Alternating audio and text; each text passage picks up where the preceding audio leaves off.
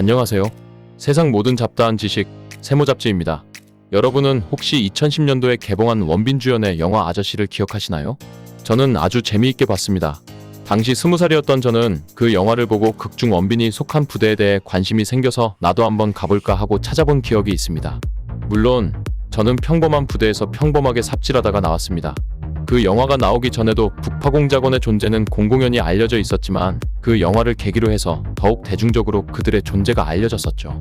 사실인지 정확히 알 수는 없지만 그 영화로 인해서 국군정보사령부 요원 모집 방식이 변경되었다는 소문이 나돌 정도였으니 말입니다. 이제는 더 이상 매체 속에 북파공작원의 존재가 낯설지 않을 정도로 영화나 드라마에서 많이 쓰이는 소재가 되었습니다. 그래서 오늘은 북파공작원에 대해 이야기해볼까 합니다. 오늘 다룰 북파공작 부대들은 현재까지 그 맥이 이어져 내려오고 있는 부대들로 과거에 존재했다가 완전히 사라진 부대들에 대해서는 다루지 않겠습니다. 역사상 모든 북파공작 부대를 다 다루려면 영상 한 편으로는 부족할 테니까요. 우선 최근 몇 년 새 군 예능 프로그램과 드라마 카지노 등의 얼굴을 비추며 북파공작 부대들 중에서 가장 높은 대중적 인지도를 구가하고 있는 HID입니다. HID는 북파공작 부대의 대명사처럼 쓰이지만 사실은 정식 명칭이 아닙니다. 국군정보사령부 특수임무대의 육상편제이고 해상편제인 UDU와는 사실상 형제부대로 분류됩니다. 1950년 7월경 육군본부 정보국 내에 공작과가 생겨서 주로 첩보 수집 임무를 담당하게 되는데 한국 전쟁에 따른 첩보 업무의 활성화 필요성에 따라 전쟁 중이던 1951년 3월에 육군본부 정보국 공작과를 별도 조직으로 독립시켜서 확대 개편시킨 것이 바로 Headquarters of Intelligence Detachment, 육군 첩보부대 HID입니다. HID는 일명 돼지부대라는 별명으로 불리기도 했는데 전역자의 말에 따르면 많이 먹어서 그런 거라는 얘기도 있고 다양한 추측들이 있지만 그렇게 불리는 명확한 이유는 알려지지 않았다고 합니다. 현재는 HID라는 이름으로 통칭되는 과거의 부대들은 다 다른 부대들이라고 하는데 부대의 임무 특성상 보안이 철저해 많은 정보들이 알려지지 않았기 때문에 그냥 전부 다 HID로 알려지기도 했다고 합니다. HID는 미디어에서 나오는 정보부대들이 흔히 일반 회사로 위장하듯이 설악개발단이라는 이름을 사용했다고 합니다. 한국전쟁 당시 HID 소속 첩보부대는 30여 개가 있었다고 합니다. 교육생들은 공수훈련, 건물 및 교량 폭파, 도피 및 탈출, 사살, 납치, 교란, 사격술, 독도법, 도둑질 등의 특전훈련과 공작에 필요한 훈련, 정신교육 등 16주 과정의 공작원 양성교육을 받았으며 구체적으로 훈련 시 분대별로 행동했는데 야간에 북한산 계곡을 누비는 행군을 했으며 담력을 키우기 위해 야영할 때는 동굴에 낙엽을 깔고 담요 한 장으로 몸을 덮은 채 돌멩이나 해골을 베고 잤다고 합니다. 6.25 전쟁 중 HID 요원들은 그 당시 한국군이 갖고 있던 장비가 열악해 주로 미군 등 유엔군의 비행기와 선박을 이용해 공중과 해상으로 북한 지역에 침투하였습니다.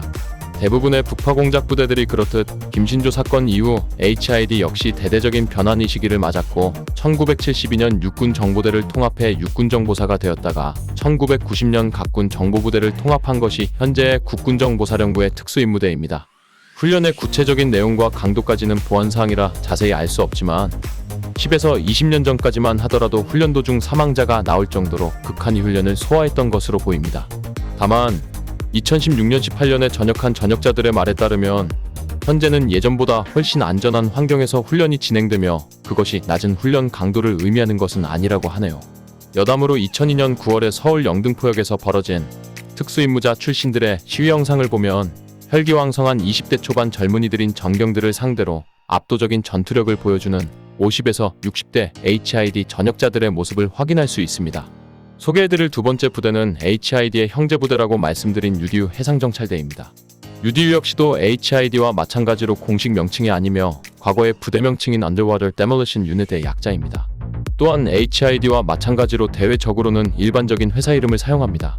전반적인 훈련과 임무 내용은 HID와 마찬가지이지만 HID는 육상편제이고 UDU는 해상편제인 만큼 각자의 분야에서 전문적인 훈련이 따로 존재할 것으로 추정됩니다. 하지만 역시 세부적인 내용은 대외비죠. UDU의 기원이나 인적 구성에 대해서는 많은 추측이 있지만 대체적으로 UDT 실 출신의 요원들로 구성되었다는 것이 정설입니다. UDU가 북파 작전을 중단한 것은 1972년 7.4 남북 공동선언 시점인데 UDU가 자체적인 요원 양성 체제를 구축한 것이 1971년이라고 알려져 있습니다. 그 전까지는 UDT 실 출신의 요원들로 부대를 구성했기 때문에 사실상 북파 작전을 수행했던 요원들 중 대다수가 UDT 실 출신의 UDU 요원이었던 셈이죠. 혹자는 이들이 UDT 실내에 북파 공작조 개념으로 존재했었다고 주장하기도 합니다. 또한 UDU는 1972년 이후 북파 임무를 중지했지만 현재까지 국군정보사령부 특임대로 존속하며 전우회가 활발히 활동하고 있는 부대인데 전우회 소속 인원들 역시 UDT와의 연관성을 강하게 주장하고 있습니다. 6.25 전쟁 당시 활약했던 해군 첩보부대인 NIU의 후신이라는 얘기도 있지만 NIU는 자체적인 요원 양성을 했던 부대로서 UDU가 그 후신이라는 주장은 받아들여지지 않는 분위기죠. 여담으로 앞서 말씀드린 영화 아저씨의 원빈이 UDU 출신이라는 설정입니다. 세 번째로 소개해드릴 부대는 공군제 684 부대, 속칭 실미도 부대입니다. HID가 대중적으로 유명해지기 전까지는 북파 공작원 하면 가장 먼저 떠오르는 부대는 실미도 부대였습니다. 684 부대는 6.25 전쟁 당시 창설되어 활동해오던 공군 첩보부대 AISU 소속 산하전대 중 하나로 오소리 부대라고 불렸으며 부대원들끼리는 중앙육격 사령부 684 특공교육대라고도 불렀다고 합니다. 많이들 아시다시피 684 부대 역시도 다른 북파 공작 부대들과 마찬가지로 김신조 사건을 계기로 AISU 산하에 창설됩니다. 1968년 북한에서 김신조 등 31명의 무장게릴라를 침투시켜 박정희의 암살을 기도한 1.21 사태가 일어나자 이에 대한 보복 차원에서 김일성 암살을 목적으로 창설된 여러 부대 중 하나입니다.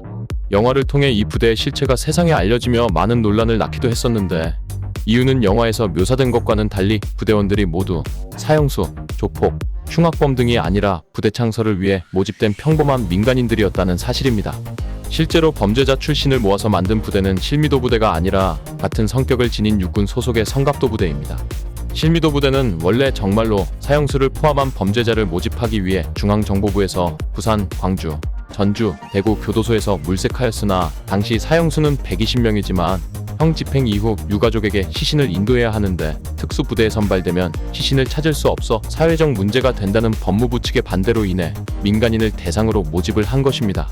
이에 군은 갑자기 증발해도 모르거나 세간에서 관심을 가지지 않을 정도로 돈도 힘도 능력도 없고 백없는 사람, 생활고로 벼랑 끝에 내몰린 사람, 무연고자 등 사회 하층 민중 젊고 혈기 좋은 남자에게 경제적인 지원과 양질의 일자리 보장을 조건으로 모집을 했다고 밝혀졌습니다. 당시 5원이었던 담배의 12배 가격인 60원짜리 담배 2갑을 이틀마다 지급하겠다고 했고 당시 교사 월급이 만원인데 16만원을 월급으로 지급하겠다고 하니 가난하고 힘없는 젊은 청년에게는 집을 일으켜 세울 수 있는 최고의 조건이었던 셈이죠. 그러나 실제로 부대원들에게 지급된 월급은 최초 3개월간 월 3,200원 뿐이었고 된장국 또는 소금국에 보리밥, 밀밥 등을 제공받는 등 약속과는 다른 열악한 환경에서 최소한의 대우도 받지 못한 사실이 알려졌습니다.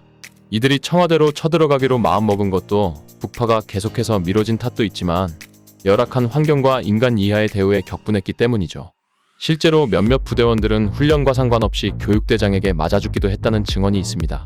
어쨌든 극심한 불만을 품은 실미도 부대원들은 섬을 빠져나와 청와대로 향하던 중 서울 대방동에서 군에 의해 저지당하고 자폭했고 논란 중앙정보부와 군수내부는 실미도 부대뿐 아니라 보복을 위해 창설했던 나머지 북파 공작 부대들도 모두 해체했습니다. 이후 실미도 부대는 공군 공정통제사 CCT, 공군 항공구조사 SART 등이 속한 공군제 28전대로 명맥이 이어져 내려오고 있습니다. 영화 용의자에서 박희순이 맡은 배역이 바로 공군 CCT 교관이었죠. 이들 부대들은 이제 세상에 알려졌지만 아직 음지에서 목숨 걸고 위험한 임무를 수행하는 사람들이 더 있을 수도 있습니다. 이제는 역사 속으로 사라졌지만 성갑도 부대, 장봉도 부대, 까치부대, 망치부대 등 이름만 알려져 있고 자세한 사항들은 모두 베일에 쌓여있는 부대들도 있죠.